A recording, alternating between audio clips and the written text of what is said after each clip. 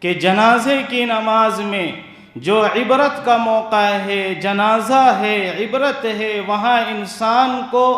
نصیحت حاصل کرنی چاہیے، اس کے رونگٹے کھڑے ہونے چاہیے، اس کا دل کانپنا چاہیے، اسے اللہ یاد آنا چاہیے، اسے دنیا فنا ہے یہ چیز اسے مستحضر ہونی چاہیے، اس کی زندگی ایک دن ختم ہونے والی ہے یہ چیز اس کی نگاہوں کے سامنے آنی چاہیے۔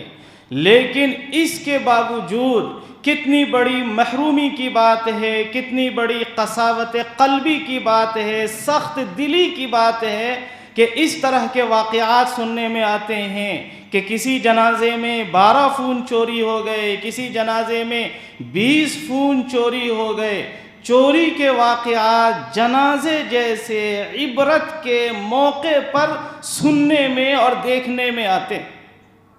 شادیوں کے موقع پر بھی جب دولہے سے نوشہ سے ملنے کے لیے جاتے ہیں، جب پہلا دستر جاتا ہے، ایک بھیڑ جاتی ہے تو اس میں کتنوں کی جیب صاف ہو جاتی ہے اور کتنوں کی جیب سے موبائل غائب کر دیا جاتا ہے۔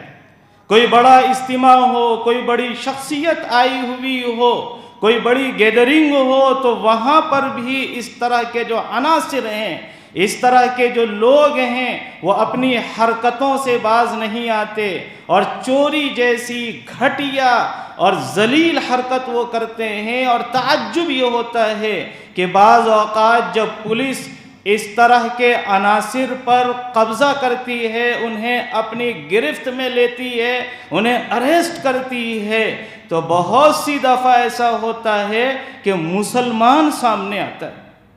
چوری کے واقعات میں مسلمان بچہ سامنے آتا ہے، چوری کے واقعات میں مسلم نام ہمارے سامنے آتا ہے۔ یہ بڑے افسوس کا مقام ہے اور یہ بہت تکلیف کی بات ہے کہ اس طرح کی وارداتیں، اس طرح کے واقعات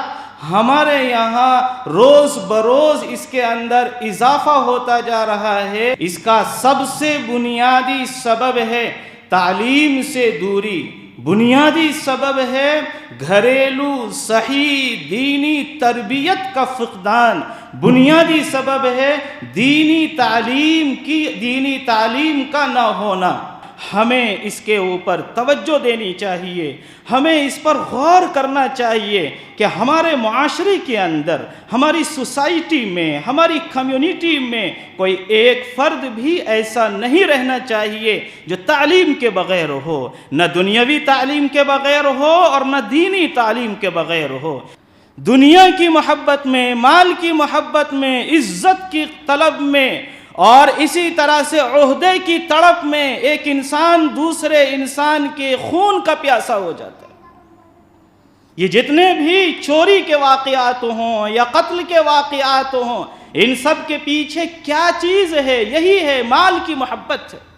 اس محبت میں بھی انسان یہ کرتا ہے، دوسرے کی زمین ہڑپ کرتا ہے، دوسرے کا مال چوری کرتا ہے تاکہ ہمارے مال کے اندر اضافہ ہو جائے۔ پھر جب اختلافات شروع ہوتے ہیں، نزاعات شروع ہوتے ہیں تو پھر